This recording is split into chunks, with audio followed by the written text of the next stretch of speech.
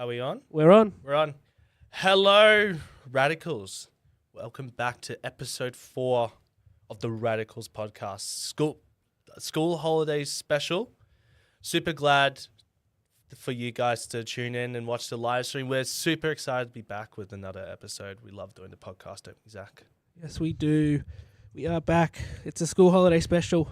Yeah, it's been actually really fun doing these first 3 episodes, and then actually I was really excited for this episode. I think this is such a good topic to talk about because at one stage I actually didn't see a lot of value in worship, but now coming to Dunamis, I've actually my perspective on the value of worship has gone up so much, and I'm super excited to just talk about it. And we got all the other fun stuff. We got a few surprises we'll announce at the end for Term 4 of Youth. Yes, but some that some people know because Jake's already put it up. Some that no people know yet. True, yeah. We'll share that at the end.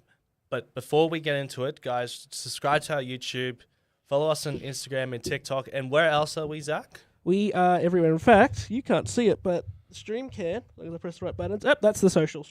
Let's try that again. There's a QR code on your screen. If you scan that QR code, it'll take you to see all our past episodes, whether it's on Spotify, Apple Podcast, Amazon Podcast, working on YouTube Podcast. For some weird reason, it's buggy. So we are on a lot of platforms, and we want you guys to subscribe to as many as we can because we want to bring Jesus to the youth, not just in the Logan region, but across the state, across the country, and into the world. We want Jesus to impact the youth like Jesus impacted our youth. But tonight, because Zach and I aren't too big on the worship scene, we brought a couple of very, very important guests, very special guests. We did. So first up, we're going to introduce Jinha. Hello. So Jinha, I'm obviously not going to ask you your name because I already said your name 2 times, but what is your role in the worship team and what is your favorite song to perform? Well, my role, in Dunamis I do strings like viola, and at Radical I do drums and occasional bass. Yeah. That's sick. And yes. How long have you been doing that for? I started, I think, I did Korean church with my mum. That was 6 years ago, I think. But now, Dunamis, it's been 4 years, I think. Yeah. That's so cool. Cool. Yeah. What's your favorite song to perform? Favorite song? Well, I love listening to Turn Your Eyes Upon Jesus. Oh. but there's like a Lauren Daigle version, and it's got like the drum beat coming in, like very like youthful. That's yeah. sick. That's sick. Yeah. That's awesome. Now, I'd like to announce our second guest, and the second guest is actually someone very important to me, someone very special to me. It is my lovely wife, Shanada. So obviously, I'm not gonna ask your name because I already said your name. So I'm gonna ask, what is your role in the worship team for Dunamis, and what is your favorite song to perform? Hello, I'm Shanada, and my role within the team is I'm a vocalist, and my favorite song, I really love actually hearing Karen sing Rugged Cross. Yeah, it's just so good. That is Nice. honestly, I think, yeah, I would agree with that one. Yeah. How long have you been singing for? Probably since I was about 12. Yeah, so I've been on previous worship teams, doing vocals, piano, guitar.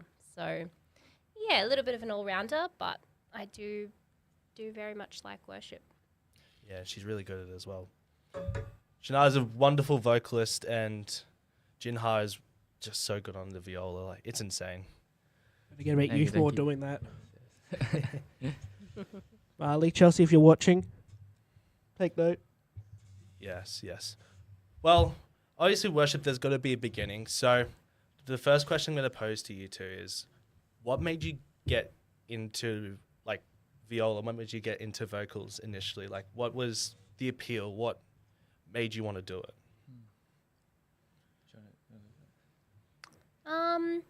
I had funnily enough, a youth pastor who encouraged me to join the worship team. So obviously I was quite young. I was about 12, and they were really keen to have some vocalists, and our church at the time, so I was going to Forever House, was quite small. So she encouraged me to join, and I didn't really enjoy it to begin with. I was a bit nervous being the youngest, but yeah, it started to really become something that I guess felt like my own thing, and felt like a way where I could express love to God in a different way. Yeah. So, sorry, was that the question? Yeah, no, that's Yeah. that, you answered that really well. Look, it's your perspective. You know, we obviously tonight it's about, like, we're the hosts obviously, but you guys are the stars. We want the youth to hear from experienced, vocalist experience, like instrumental people who have been on the worship team for a long time. How you get started, is such an important thing for these youth to hear. Yeah, I think as well, for any youth that are around that 12, 13 up age, it's pretty much you're not too young to start. I think a lot of the times youth feel, I need to be at a certain age or a certain maturity level, but I think God uses you where you're at. So it's a big encouragement. I think being in that space at a young age was really felt quite special. So yeah, I hope other youth that are in the same boat wanting to get into worship or get into leading, be a part of a team. Yeah, you're never too young to start. Just don't be scared. Just take the leap of faith. Go for it. Is that what you're saying? Definitely. Wonderful. What about you, Mr. Jinha? What were your beginnings or Genesis? Genesis. For me, I think I started around Shanada's age as well, like 12. I started on drums, and That's yeah, cool. in the Korean church. That was. I didn't expect that as well, because I was just playing around, because our house just has like drums, keys, because my mom's like really super gifted in like music as well. So I just like naturally got into. I was just playing on the drums, and then my mom taught me how to do drums, and then from there I started serving in Korean church, and and then it went from there, because I was still playing viola, and like it was until later that I started being able to serve on the viola as well. Yeah. Wonderful. Do you still play drums? Yeah, I still do. Oh, Yes. that's Are they cool. trying to get you back on drums for a Sunday or something? At church. Yeah, on the main team. I hope not, because Well, they have enough. I hope not. They have enough percussion. Yeah. Yeah, percussionists, I think. Hope not. I feel like it'd be No, cool. no. Bit rusty, yes. He's too good on the viola. We're gonna keep him there. No, Actually, no. You can become a vocalist. Just sing vocalist, yeah. No, wonderful. You guys answered that question so well. Like, it's God given that you guys are here tonight. Well, following on from that, how impactful do you think the worship, not just like on a Sunday service, but in community groups, like at youth, like the young adults, like even in like house churches, maybe even worshiping on the street, how impactful is worship, do you think, for Christians and even for non-Christians?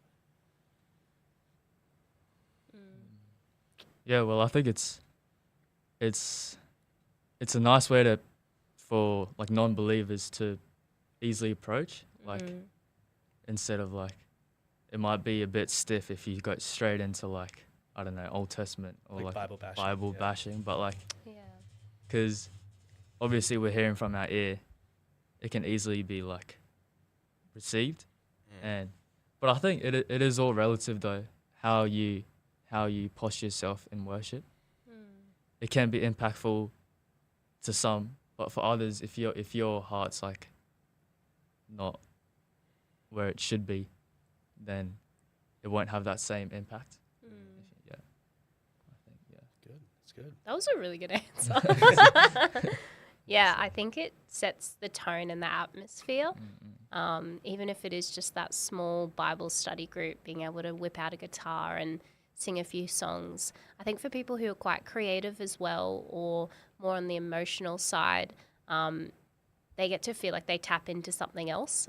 I know sometimes just having a word or just reading the Bible for some can be quite dry. So I think being able to enter into a space of worship and praise before you get into those things can really change the atmosphere. Yeah.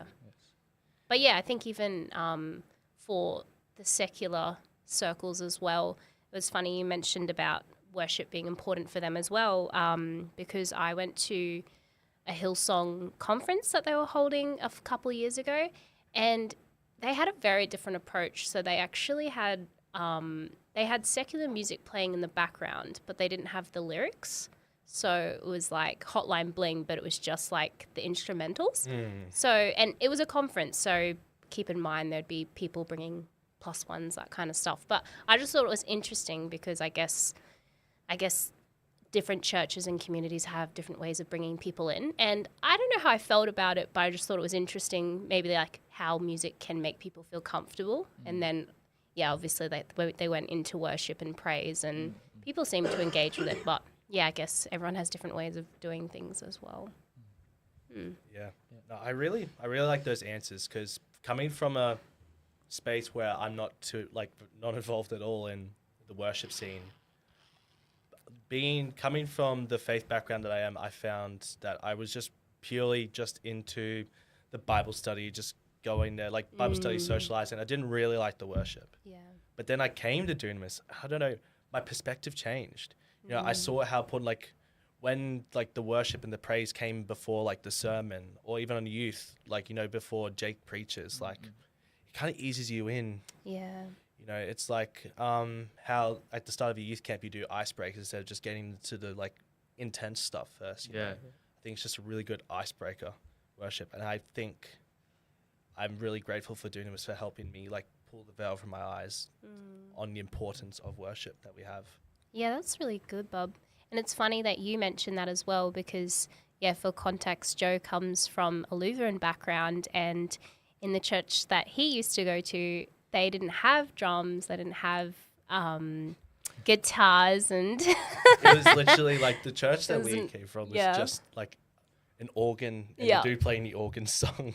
Yes.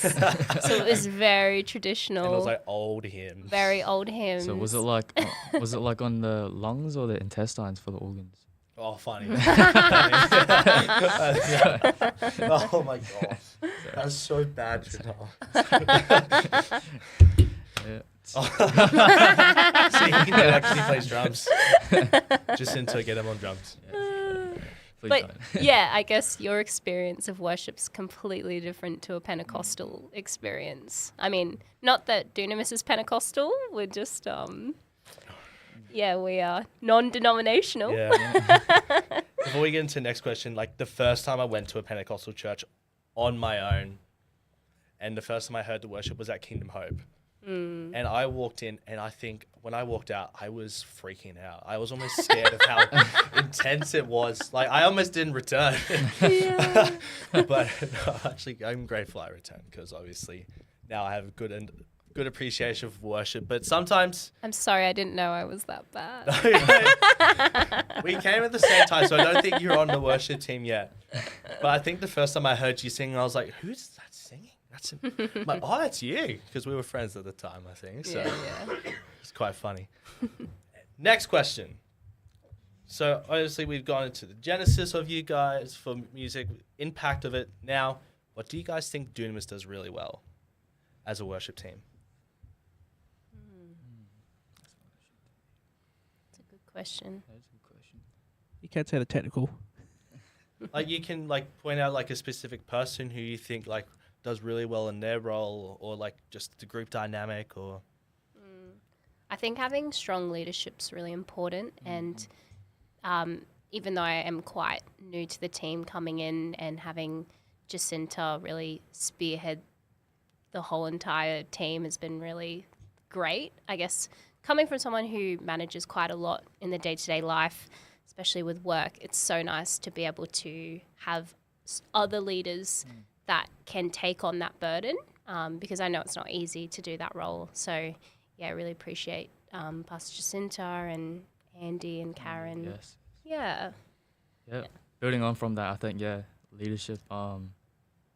Because they have so much experience and wisdom, so and they're always open to share those. So like, and I think that's what is so as a team that we can all learn from each other. Yeah. And they're always open to share like feedback and like after every service, because we always have like a discussion of like what went well, what went down the drain, but but we can always learn from those, and I think that's so helpful, and for people like me that are less experienced and always need work and easy to make mistakes, it's like so helpful seeing like more experienced people and looking up to how they they had a karaoke night and a scavenger hunt, was it? Yeah. And I was like, I don't think I've been to a church before where they've ever put this much effort into a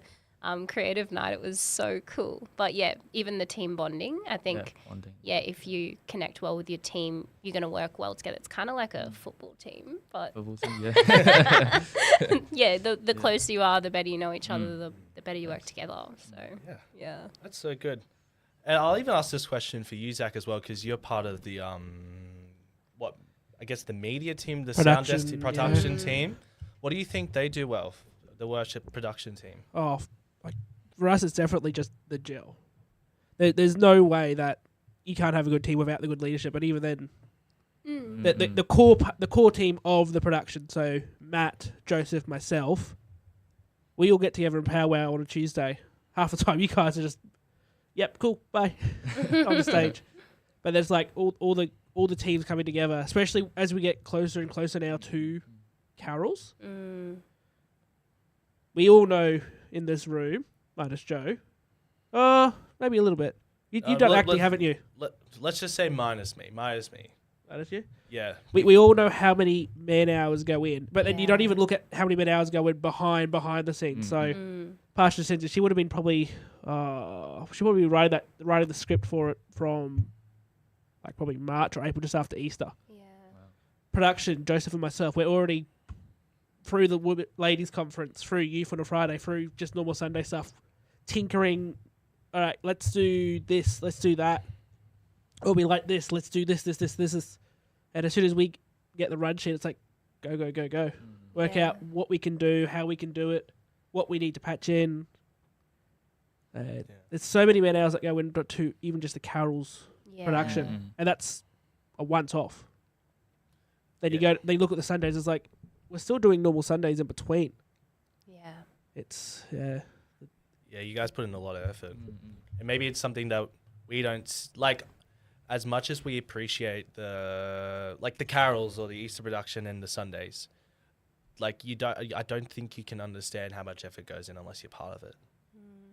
You know, so yeah, just for those of you listening, just understand that there's a lot of work and behind the scenes that goes into these things, that we have to be appreciative of the media, of the production, of the worship team that maybe we don't understand, because it can be stressful, you know, like, not that I'm speaking from experience, but I'm guessing educationally guessing that you guys, it can be stressful to prepare for these things. But on the other end of the spectrum, it's actually such a cool experience. I think it's right, you don't understand unless you've been a part of it before. The community aspect that occurs, you feel closer to the people that you're working alongside, and the practices, the late practices, all the hours that go into it. Although it is tiring, there's such a cool outcome and experience that comes from it. And I guess being able to see non-believers and people come along that normally wouldn't for that production, and having them experience something different and a piece of God. The only times I normally ever see the church full to the brim. We have to add a lot more seats than what we should, but through the grace of God, haven't had any issues yet where we've had to figure out, where can we put an overflow room? How can we do this? How can we do that? I want to be here when we have to do a production like that, when we have to use that whole new building next door, and then all of a sudden it's like, oh my gosh, we filled out like almost 4,000 seats and we still need more room. Quick, let's run some cables to what will be the kids area, chuck it on the screens in there. They're not going to get the same experience, but then we can still fit maybe an extra 1,000+ people in there before we even look at the online going, before we even add online numbers, we've had, let's say almost 4,500 just for one production. That's going to be the day. And you'll need 5 barley loaves and 2 fish. About 10 pastors spread out in this room, very fit in that room. I'm sure there'll be someone who will have to sit down and go, how do we do this? Next question. Let's get into some biblical stuff. Like, let's get into a biblical question.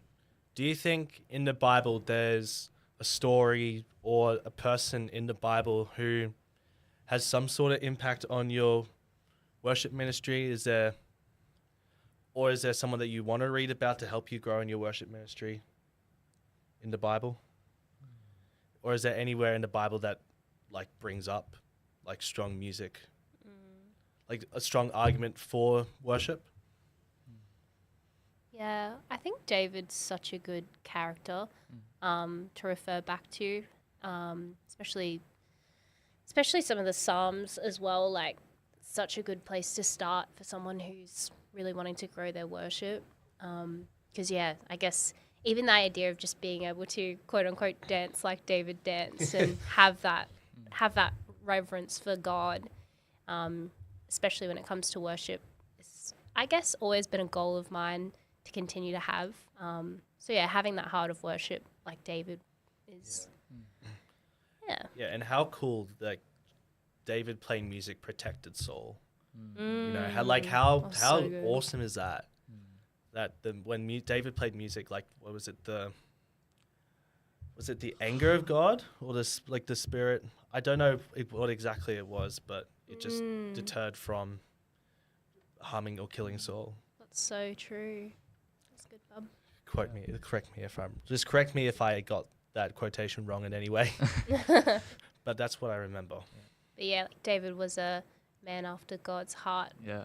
So I guess the blessings flowed from there because of the posture that he had towards God, and maybe that's something that we can take into our lives, is to have God at the center in everything that we do, and see how he uses us. Yeah.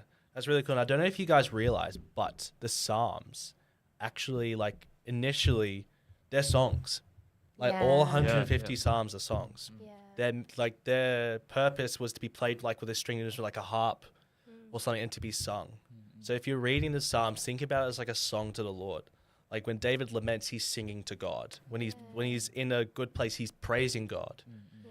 You know, like I agree with what you're saying. Your psalm is such a good place to start when you want to learn about worship, because the psalms are worship. Oh, so good. Love that. But you, Mr. Jinha.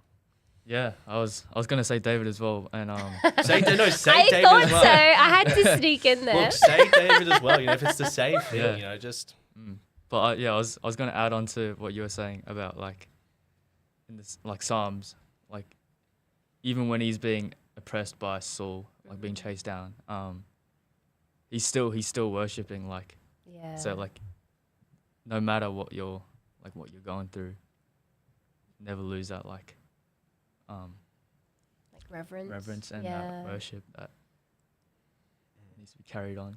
Yeah. Yeah, because there was so many times he could have killed Saul, and you know, because he loved God so much, he just obeyed and I guess turned the other cheek, and went through a lot of hard times as well. is there anyone else in the Bible or any other story with worship? I'm trying to think. Maybe like And they walked around like marched around is the it walls of Joshua? Jericho. Yeah, they sung around the walls. That's so good. Yeah. That is so good. I like that. Look at you. Look at you go. Yeah, I guess it just highlights the power of worship as well. Yeah, bringing down walls. Literally. Like, yeah, that's insane. That's so good. You know, I love that one. Oh, I love you. That's so amazing. Well, we've actually talked a lot about the good stuff, but I think it's important to address maybe it's important to know maybe even the darker side of music as well, to understand how to identify and how to, you know, stand against it. Because like I wanted to get into this because I've actually had this like progression of thought recently. Like before Lucifer fell from the heavens, he was like the main, like, what was it? The main like choir person, instrumental angel for God. Like he had the most beautiful voice. He had the most beautiful instrumental sounds coming out of him. Yeah. And honestly, I think that is such a interesting thing because like I honestly believe that one of the ways that Lucifer gets into the hearts and the minds of the people on this earth is through music. Yeah. I think it's almost at the same level as money. Like music can either be super good, like we've been talking about, or super evil and can turn the hearts and minds of people.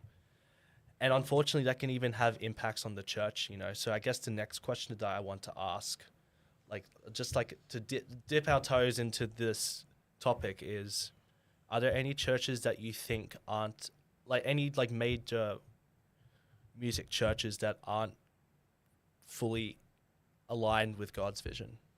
Are they producing music that is like self-centered rather than God perspectived? or maybe outside of church, but like just in general, I feel like you have to be so conscious of what you listen to. It's like even with David, like the incident with David, but like you just have to be like, you don't know what you're listening to until you actually tune into the lyrics, and it like turns out to be like sacrilegious, and like you don't want to be feeding yourself with something that doesn't encourage your spirit and like draws you closer to God. And with your question, I think just anything that makes it less about God and more about like humanism, or like just about like your own self when it should be about God. I think that's the main thing you have to look out for. When you listen to it. No, that's a really good point. Yeah.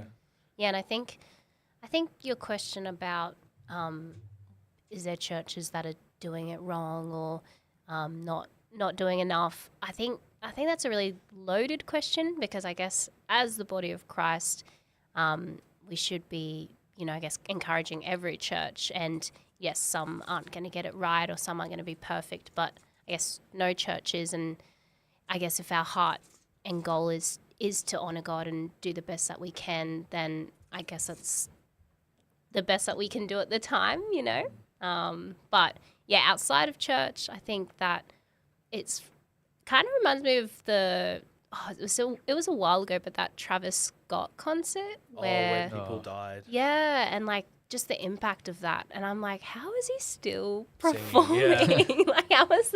Yeah, it's just it shows how demonic the music really is, Yeah, and Mm. yeah, it's crazy that he's still performing music now. Yeah. Well, it's actually funny that you told that because my next question is thinking about like modern mainstream artists like Taylor Swift, Sabrina Carpenter, Billie Eilish, like even like country singers like Luke Combs, Morgan Wallen, or any other like rappers like Travis Scott, was Lil Uzi or 6ix9ine, whatever. I don't know who the major rappers are nowadays. How big of an impact do you think it is having on the youth now, and how can we as Christians encourage people to turn from that music to more like godly music, like as Christians? If Lucifer was, God's at the time, God's like pretty much second in charge when it came to the music. Think of how powerful he is, that he can twist and manipulate songs. I don't want to go too far into conspiracy theories or Yeah. anything like that, but yeah, I definitely feel that the devil has a hidden agenda, especially when it comes to secular music. And I guess, yeah, do your own research, but there's so many hidden messages and things that are put into music specifically to harm people. They've even shown how if you play songs backwards, especially like Beyonce, Taylor Swift, that kind of stuff, it can have really subliminal messages. Really? It's really scary, yeah. But yeah, I don't doubt that the devil is working hard to put things into songs. So yeah, I guess when you're listening to that, your spirit's feeding that. So yeah. Yeah, but I know it's hard for the youth because, yeah, you're on TikTok, you're on Instagram, and sometimes you don't even have control of the music that's coming up. Yeah. So it's got to be really hard. What about you, Jinha? Oh, I think because the second part of your question was, how can we listen to more of worship? Is that what? Yeah, like more like God-centered music, or it's like spirit-filled music. How can we? Like, I'll pose it again. I'll try and rephrase it in a better way. For the youth, our youth in our group, like I reckon some of them would listen to quite a bit of secular music. How can we, as role models, like with you guys, even in worship, but even like myself, someone who's not part of the worship team, how do you think that we can be better role models to show people that, like, even the impacts of listening to worship music has such a big difference and a better uplifting on our lives? Yeah, I think, especially when I listen to like just any praise songs, it just like the joy of the Lord, like the joy of the Lord is my strength. Like it just lifts up. Yeah, as I was saying before, like no matter what your feelings are, it like encourages you to be more, I don't know, like joyful and grateful. I think gratitude is something that's like something, just the key of worship as well. Like just being grateful for like everyday things and just for like in worship as well. Yeah. So true. It changes your mood, hey? Yeah. I don't know about you guys, but when I listen to secular music, it almost feels like there's more of a load on me. Yeah. But then I found that when I listen to worship music or just even podcasts, like Christian podcasts, I feel more peace. Peace, yeah. You know, and like I wonder even if the music in movies, like the background music, like and all that stuff, and I wonder if even just having that in the background is impactful. Like maybe, would you guys agree that like a lot of people don't realize that even the things that we're not conscious of can have an effect on us? The things that we subconsciously listen to, the things that we subconsciously watch, like have an impact on how our day goes about, like how we think about things, how we do things. Yeah. You know? I think as well now, we're kind of spoilt for choice when it comes to Christian artists and the creativity that they bring to music as well. Like, I've been listening to Forrest Frank at the moment. And I'm like, oh my gosh, he's so good. And like the music's so uplifting, but it's not like weird and not that any Christian music's weird, but I guess there is some that might be a little bit older and not gel well with the young people. Yeah. But yeah, no, I think it's really cool because there's, I guess God's put on people's heart to create music that speaks to a different generation, Gen Z. So yeah. Yeah, I think with Forrest Frank, he's so approachable, like with Christian and also like it's like sort of going in between. Yeah. So you can like really, for non-believers as well, it's easy to approach as well. I feel like. Yeah. And maybe even non-believers feel the difference when they listen to music like from Forrest Frank or Lecrae as well. That's Lecrae, what yeah, I love. Lecrae's I love his music. Yeah, I think you play a bit of that when we're in the car sometimes, don't you? Yeah. Yeah. Sometimes I hum along to the beat. There's this rap song that he brought out. I think it's called Move It. And it's really funny because whenever it plays, sometimes I'm like, oh, it reminds me of that one from that movie. I like to move it, move it. What, Madagascar? Yeah. It's always like, oh, it's similar. What, King Julian singing? Yeah, literally. But Conspiracy theory. Forrest Frank is the voice actor for King Julian. Kidding. That was a joke, obviously. I aspire to be like King Julian, just with the energy and the confidence. No, let's go. Only like a couple more questions. Which one should I do first? Yeah, cool. This is kind of like a 2-point question. I think we kind of tackled it earlier on, but I'll do one that we've just been talking about now. What advice would you give to the youth who actually want to listen to more Christian music and maybe like listen to less secular music? We'll start with that. I think technology is so good nowadays. If you just play one Christian song, it plays other related artists or like others related songs. So it's like so easy to, if you immerse yourself once into that position, then and like just make it something that it becomes a daily commitment. Like whether you're driving in your car or like on the bus listening to music, or like even when you're, I don't know, study and like you just pop on earphones and listen to some like soaking music or just like any Christian music. I guess as well, even following like other Christians, sharing playlists. I know there's this Christian gal that I follow and she has like Christian gym playlists, that kind of stuff. So it's always cool getting inspiration from other people. It's like, oh, what do you like? Other Christians, it's like, oh, what are you listening to? Oh, I'm listening to this. So yeah, being able to share the music that you listen to, and there's just so much out there. Yeah, actually, a question just popped into my mind. Actually, I wasn't even thinking about it. Do you think community plays a big role in this? Community. In worship or? Yeah, in worship. Like with like even with music. Like I know Jake, like the question came to mind because I was thinking about Jake's recent YA preach about the importance of the community. And like the question popped in my mind, you know, we think about community with Bible studies, outings, but do you think there's also an aspect of community when it comes to worship?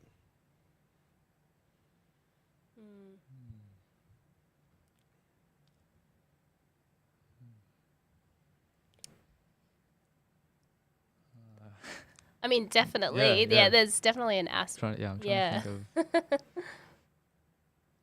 Like, yeah, definitely. I remember. Go for it. I remember. It was just like not even like a full band. It was just piano on its own, and we were all just like surrounded around the piano. I just love that moment where we're just like all singing together. So I think there's like something that's so powerful about being like as a group, community. Like, wait, is that Yeah. Is that your question? Yeah, Yeah. like the how. Yeah, because I think I've begun to realize that community is a big thing when it comes to turning people. You know, well, not turning people, but encouraging people and showing people the way of God. And I'm just wondering, from your guys' perspective, like is community an important? I'll rephrase. Does community play an important role in bringing people to appreciate worship music? I guess would be a better question. I think you also have to have that personal relationship with God first, because I guess even within community, although it's such a powerful place to be to worship as well, your source should still be coming from God first, because I guess even in community there can be good influences and still negative influences within the community. So ensuring that what you're listening to and what you're singing and the way you're interacting is still honoring God first. Because, I guess when, let's just say, for example, if the community were to go in a different direction, you want to ensure that you know where you stand and where you're going. No, that's good. And I get that some of these questions may sound weird or I don't know, whatever, but I think sometimes it's important to ask these questions because even if maybe right now they seem a bit weird, later on it could be an important reason or important thing that God uses in that person to help them try to live more like him or to help turn their hearts to him. Yeah. And I guess actually touching on that more, it really applies to the youth because a lot of the times there's a lot of kids that go to youth, right? But not every single kid that goes to youth is going to go to church as well. And it's going to be serving and be with God. So I guess being even in the youth is such a crucial time to really develop your relationship with God because not all your friends are going to be having that same mindset as well, So, setting that firm foundation is important. Yeah. That's good.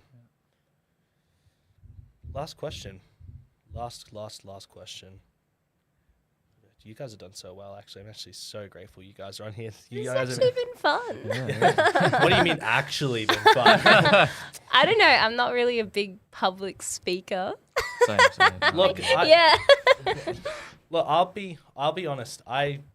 Before I met any of you, even you, maybe even when I met you, I was super shy.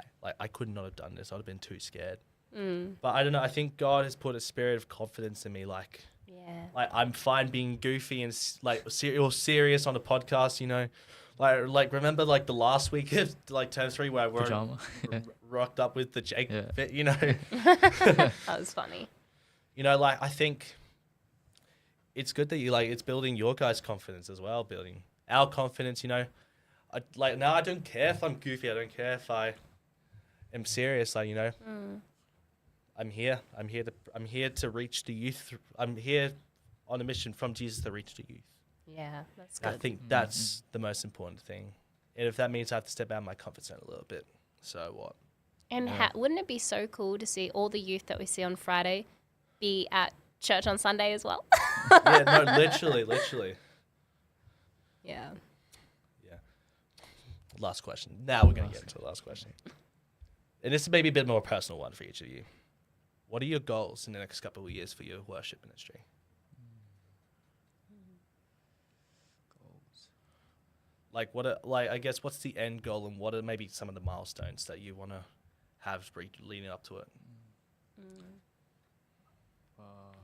I think just to not change in my heart, to not become, I don't know, distant or just being consistent and constantly drawing closer.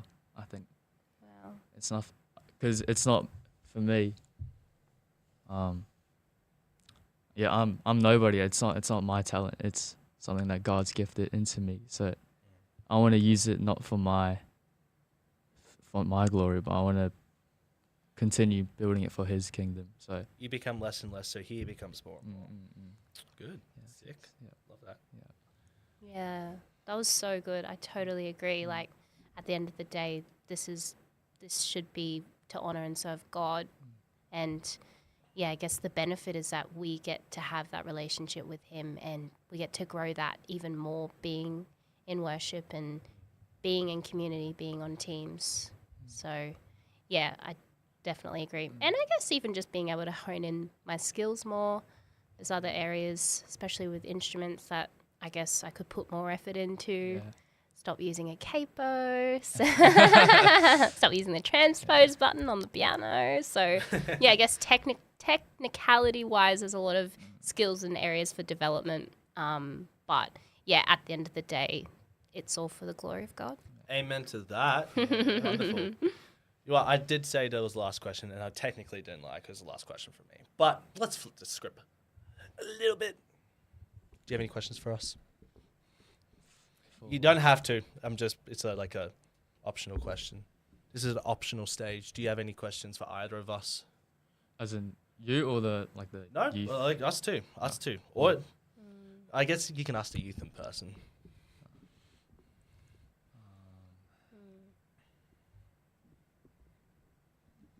I guess, what are some ways that we as a worship team could do better?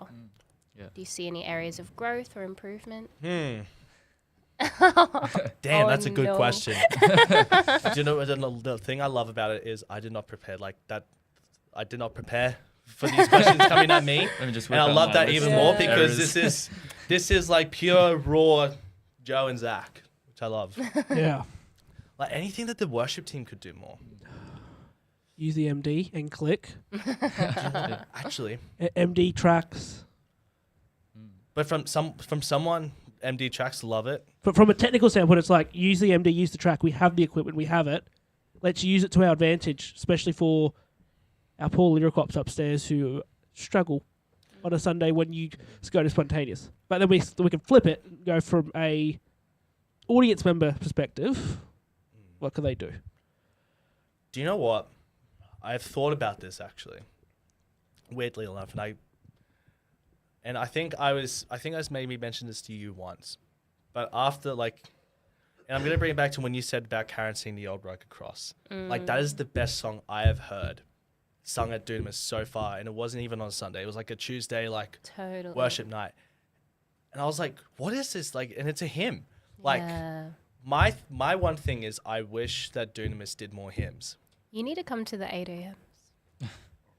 But that's an interesting thing you point out because, I get that the 9:30 and the 5 p.m. Maybe it's a younger audience in comparison to the 9:30 to the 8 a.m. and then from the 5 p.m. to the 9:30 a.m. maybe a bit more Contemporary. contemporary. But I think sometimes slipping in a hymn is good because I love the modern worship music. I like it. I do. But I think there's something really deeply spiritual about hymns that I enjoyed about the Lutheran Church. I think sometimes I catch myself singing Old Rugged Cross so much. I think I listened to that thing on repeat for 4 weeks straight after Karen sang that. Yeah. And I think it is important for the youth, for people to understand the depth of hymns Yeah. and the importance of hymns. And I wish Dunamis did that a bit more. Wow. That's my one thing What about you, Zach? About me. from an audience perspective. From an audience perspective, see, it's hard for me being from an audience perspective because every Sunday I'm somewhere Yeah. in this building. If you ever find me on a Sunday not running around, something's either going completely right or completely wrong in one other place that I'm stuck at. But I'd say from an audience perspective, I get a lot of the feedback from especially 8 a.m s. They want to try and do a lot. I'm going, we can't with our technology. We can't with our time constraints. But I would say one thing we probably could, that could be improved, is I know a lot of churches used to do it. A lot of them stopped. And some of them still are. I don't know. I can't remember exactly. But earlier in the week, say on a Friday, let's say Friday, coming out on the social posting, reminding everyone at this church, put out what the set list is going to be so people can sit at home and go, okay, this is their set list Oh, for the Sunday. for the Sunday. Oh, that's actually pretty good. Get people to have them know what the songs are, so that maybe they can learn the lyrics before they come, and like really maybe even pray on it. Yeah. Release the set list so that way people can sit at home and go on a Saturday, right, let's listen to these songs. And as they're sitting at home, just pray to those songs, because every week our team changes. Every week we have maybe a leader on keys. Every week we have a different drummer. Every week, well, some weeks we have Jinhar up there joining us. But it's like every week it's a different team. And even if we do the same set list every week, there's always going to be little tweaks and changes that every individual person brings. But it's like if you release the set list, people could listen to the original, be at home on the Saturday, praying into that, and then all of a sudden we come on the Sunday and hey, we're flipping the script, because on the Saturday everyone was feeling that set list is not it. We're going to change it, and maybe even, I don't know if it's possible because how small the room is, but open up the upper room during the 8, so if people wanted to come early, they could go sit in the upper room, listen to the team practice up there, and kind of like send whatever's up there down there for everyone else who didn't want to come early to pray into the team or whatever. Okay. That's good. Also, bring an organ every now and then. Have someone on the organ. Yeah. Preferably Some electronic, harp or so I don't have to worry about Chuck- 50 million inputs. Just chuck Janine on the organ. Well, Bob, remember you play the saxophone, so I did play the saxophone. Wasted over here. Yeah. We need to hear. We need to hear it. Yeah. You want me on the saxophone? Pastor Sean Yeah. the harp or something. Oh, Pastor Sean on the harp. got those string No, instruments. get Pastor Sean to lead a song. He's actually got a really good voice. I know, like, is that like a baritone, or is that like is he like a baritone? Would you say, or a tenor? Yeah, Yeah. Right, yeah. Yeah, probably more of a tenor. No, that's. Look, I've been thinking about it, and maybe getting a saxophone would be actually nice. I've been thinking about the saxophone a lot. Weird. It sounds a bit weird, but I have been thinking about the saxophone a bit. Maybe the Lord's putting it on your 'Cause heart. I used to play it in high school. I love playing the saxophone. Get the saxophone, then join the 8 a.m. team. Oh, Give him a new I think instrument. I love I it. think That- Mark that- would like that. Yeah. That is, I wake up so early for work Monday to Friday. But if God puts on my heart, I will wake up early and play a saxophone at church when I'm good enough. But before then, don't have a saxophone right now. Maybe we might have to limit the second keyboard with Janine up there, or Charlie playing the second keyboard full saxophone sounds. MIDI saxophone, yeah. Would that work? I don't know. And I don't know if Janine would be up for that, or even Charlie. that would take. That would Charlie 100% would. Oh yeah. Charlie uses our grand, which is an electronic grand, and he layers like 10 instruments at points. some weeks I'm upstairs, I'm going, what's he do? Why is it so? Oh, Charlie's on. You get him to play like synth on the piano. He's done it. Really? Yeah. Oh, cool. Get him to do it like every week. There's an ADM preset. I don't know if it's saved or not, but I call it Alt Pad. We just run the pad internal of the grand keyboard. Just get someone up there on the triangle. Oh, wow. Dude. We'll just repatch the whole stage for ADM. Why not? No, dude, like get Pastor Josiah up there with the triangle. Whenever Jacinta sings, like, ding.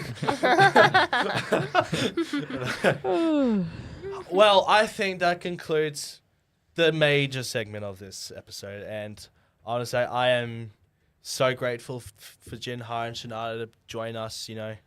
As I said at the beginning, Zach's on the production team, but I think going into worship, having you two here has been such a blessing for us, and Thanks for having me. Thanks. blessing for those Yeah. who listen.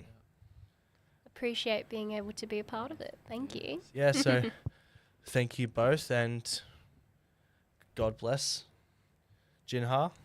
God bless Shanada as they go and continue their worship ministry, as they continue Shinada continues to prepare for the carols, and Jin Harper continuing, well, both of you continue to prepare for each service that you guys are part of, and Jin Harper Friday service, like youth coming back into it. Yeah, so thank you both. Again, great. So grateful and so blessed to have you on the podcast. All right. So thank you for coming and bless you for leaving.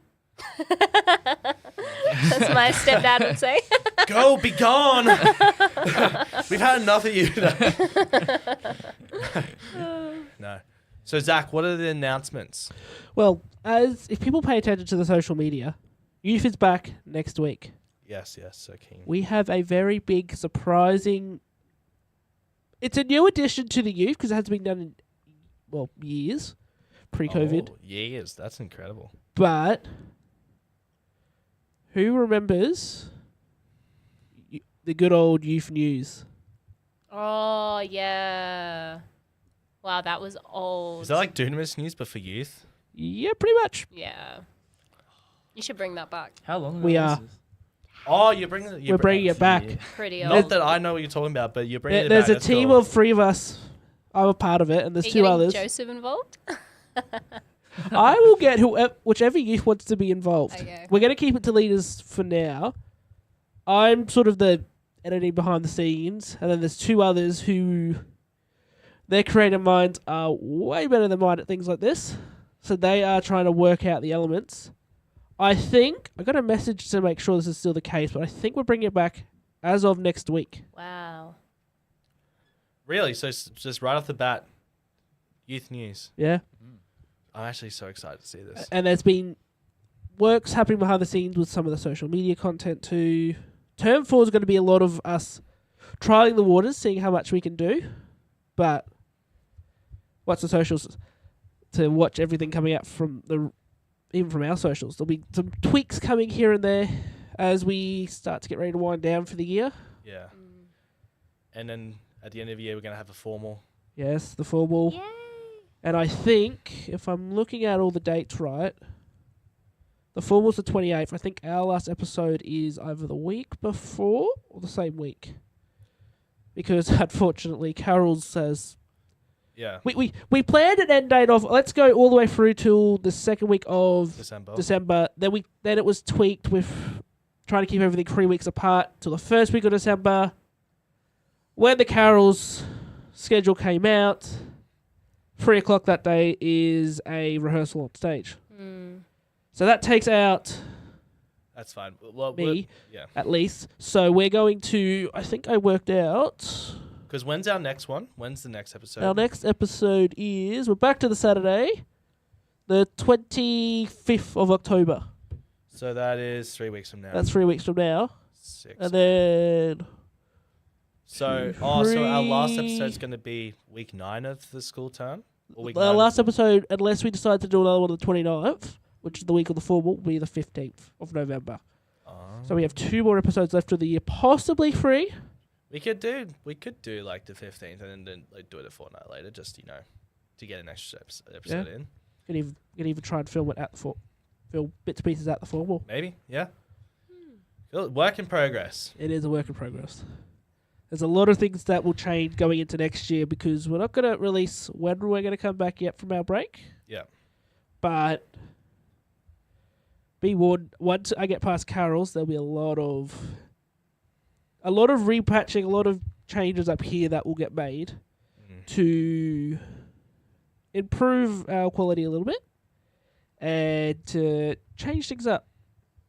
Yeah. In ways where we can. We are limited with our room.